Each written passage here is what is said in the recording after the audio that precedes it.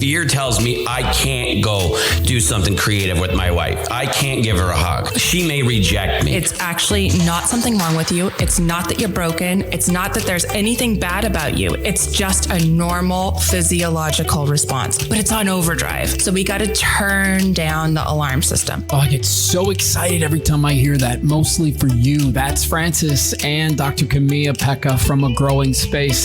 Their 10-week program will literally transform your heart, mind, body, soul, spirit, the entire thing. I am so confident in these guys. They are a partner for Series 3. All you need to do to learn more is text the word LEARN to 623-202-4553. That's in the show notes as well. Trust me when I tell you that if you're going to go with them, you should be ready because they're going to help you get it done.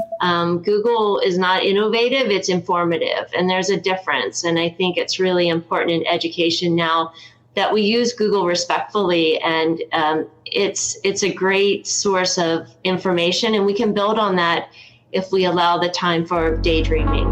Find and learn from people who lived it wherever you get podcasts. Search it using all one word. Learn from people who lived it. Welcome to another episode of Learn from People Who Lived It. Colleen sent me a note the other day and she sends me this video. And during the video, you say these two words. Creativity, anxiety. And I was like, pause. And I emailed her right back and I said, we have to get you on the podcast. So Colleen, welcome to our podcast, Learn from People Who Lived It. How are you? Great. Thank you. And thanks for connecting with me. I'm so excited to go down this road and see what this is all about because, you know, the research backs up what you guys are doing. There's 2 times an increase in creativity in the classroom. There's the near elimination performance anxiety in the classroom. And together with some of your other peers, you have this Cloud Club Collective, which I think anybody in education, their ears should perk up right now. I want everybody in education, and there's a lot of people who listen to this podcast that are in education. I want your ears to perk up a little bit. So what are you guys trying to do? We're trying to show the efficacy of introducing a purposeful pause in a creative process during a learning situation or an assessment situation. So what we're really doing is we're presenting a classroom with a challenge. In my case, it's higher education. I teach at the University of Arizona. So I might be asking my students to assemble something, invent something, and then we put a pause in there that's called Purposeful Daydreaming. And Matthew, Purposeful Daydreaming is not meditation. And I think that's what a lot of our first-time listeners get confused. They say, well, you know, you want them to meditate on it. And actually, Purposeful Daydreaming, the way I describe it, is looking at a problem with loving eyes. And I do say that in the classroom, and they know I'm goofy and I don't care. So look at a problem with loving eyes that may frighten you. Look at it that way, and then allow it to sink into your brain. Give your brain a time to almost like hug the problem and let the solution ooze out gently. And we found that reframing something that is, you know, might be just so scary to a student to perform on the spot. If we give them that time, and the way that I frame it is I have them close their eyes, put their pencils down, take their ear pods out, and then I just play soft music, turn down the lights a little bit. And I do this in an auditorium of 200 students that are freshmen and sophomore in college. And they buy in. They want that time to think. And then when I feel in the classroom that everybody is kind of in the zone or in the flow state, then I turn the lights back up and I say, okay, now gently ease into your paper and your pencil and create. And that, I tell you, has been all the difference in the world. It makes perfect sense to me. A lot of folks know that last summer I went to a retreat where I had a ton of stuff unlocked.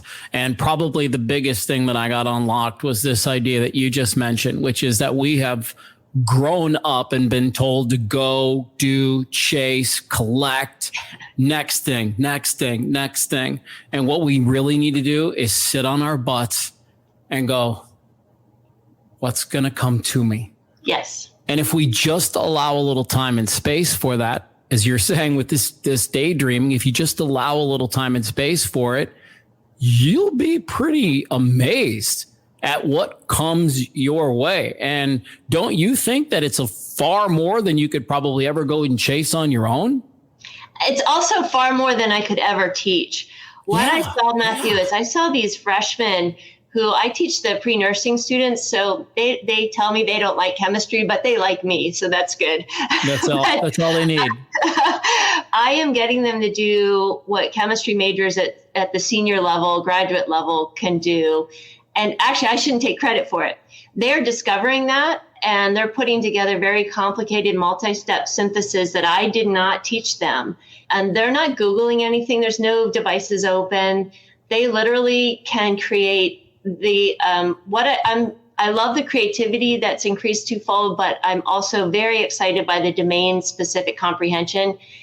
And my peers ask me, well, you're using all this time for them to daydream. How do you get through the content? And I think because they're jumping, grade levels with this process. There's stuff I just can't teach. So it sounds miraculous, but luckily I have data to show that I have quantitative and qualitative data to show this performance enhancement. Well, and you offer something that is different and unique. And I think it's important to have this discussion now. Like, for example, there's a million great ways to solve a million problems, and not every solution fits everything. And there's so many people that get so worked up about, well, let me see the science and the research. And it's like, I want people to start getting so open that somebody comes up with an idea like this. You, in your head, use your intuition. You're like, yeah, my gut tells me this makes sense. My gut tells me for my child, this might be something that works. Skip the rest of it. Just go to it. Don't get lost in Google and down the hole and all the things. Go to it. And if it speaks to your child, you're going to have the lights turned on. And if it doesn't, keep on looking for the next thing. But there's so many incredible opportunities out right now to learn and to heal and to daydream, as you say. How do you use this, Colleen, in your life? Well, I have found the magic of daydreaming. Another endeavor that I have is I create these chemistry comic books called Kids Chemical Solutions. And I'll be sitting at my computer thinking of a story. I have these two quirky characters that have adventures. And then I'll just start typing, and you feel that energy come through the back of your head, through your body, to the keyboard.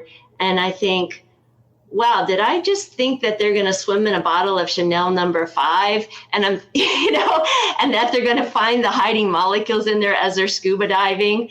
And, you get these just magnificent images and dialogue, and it starts to just be an out of body flow state experience when I'm writing.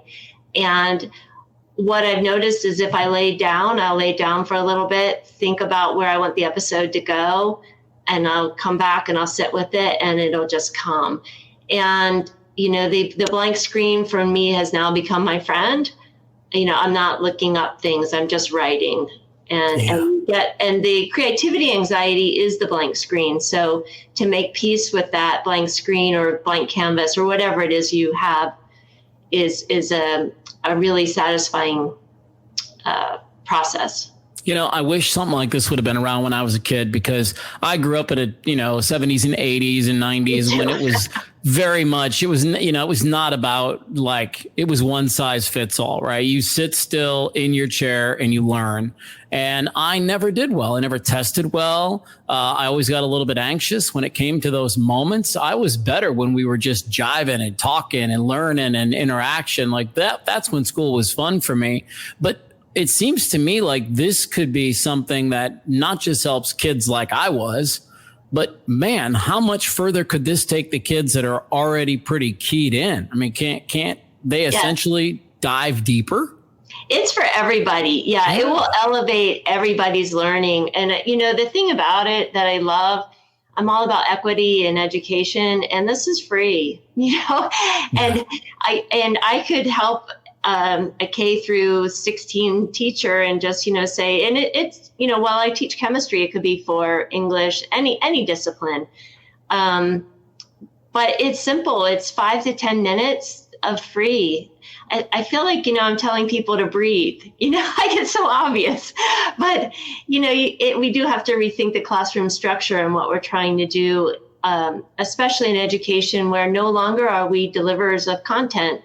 The kids know how to do that on their own. They're curious. They look up stuff during dinner. They look up stuff, driving to soccer practice if they're a passenger. Now we need to create space for them to create. As parents, we're all acutely aware of the fact that it's shifting and changing, right? There's a lot of things that don't look and taste and touch and feel like our childhood experience with regard to school. But boy, things are shifting. And if we don't get our act together, we're going to be behind. So what kinds of things do you guys talk about that gets you pretty fired up? This idea of implementing purposeful daydreaming throughout the day, and especially if you're going to give any kind of testing situation or writing, prompt, I think, that has to come first to see that. The other thing that I'm talking about, and my colleagues at Cloud Club are as well, is we want to instill this initiative that I say to my students all the time: you are smarter than Google. And no disrespect to Google. Google's great, but let's take back your head, your brain. And so I say, you are smarter than Google. You are smarter than Google. The answers are behind your eyelids. The answers are behind your eyelids. And they really are. And that's where we're going to find innovations, is behind your eyelids. Google is not innovative, it's informative. And there's a difference. And I think it's really important in education now that we use Google respectfully, and it's a great source of information, and we can build on that if we allow the time for daydreaming. Okay, let's talk another real world application for mom and dad at home. How can I put this into my kid's life at home? Where is this useful? I think homework is kind of where I'm thinking, but that's obvious maybe. Yeah, I think that is it. And I would do it even before there's a meltdown at home. As someone who's taught chemistry for 27 years, I've heard parents' stories of meltdowns over chemistry homework, algebra homework, that kind of thing. So I think before, if your student has, your child has a paper due, have a discussion about the book. The thing with purposeful daydreaming is to start the process and then you do the daydreaming. You never want to start with just daydreaming, because you want to make sure the brain is full and focused and really hugging that problem, and that it becomes a huggable problem. So if I were a parent at home, and I wish I would have known this when my son was younger too, he could have benefited from it. But I would say, let's talk about The Great Gatsby. And what do you think about, Daisy Buchanan? Let's talk about her and start talking about it. And then say, now let's think about ways that you want to explore what her motivations are. And then we purposeful daydreaming on that. So I think it's important to facilitate the process a little bit so that it's not napping or meditation. I love it. And to me, I'm even thinking, okay, then as adults, how can you use this in your own life, right? And to me, there's so many opportunities to use this in career. Yes. To me, purposeful daydreaming, as I'm learning about it right now, seems like an incredible way to tee up maybe a difficult conversation that you need to have to figure out exactly what you want to say and how you want to be in and around the moment. I mean, imagine what could happen if the frickin', White House over the last 100 years had purposeful daydreaming every time there was a difficult situation. Like, how many times would have shooken out a little different? There's just so many neat ways to use this kind of thing. How do you think it's different from visualization? I think visualization, I'm an athlete myself, and a former athlete, a collegiate swimmer.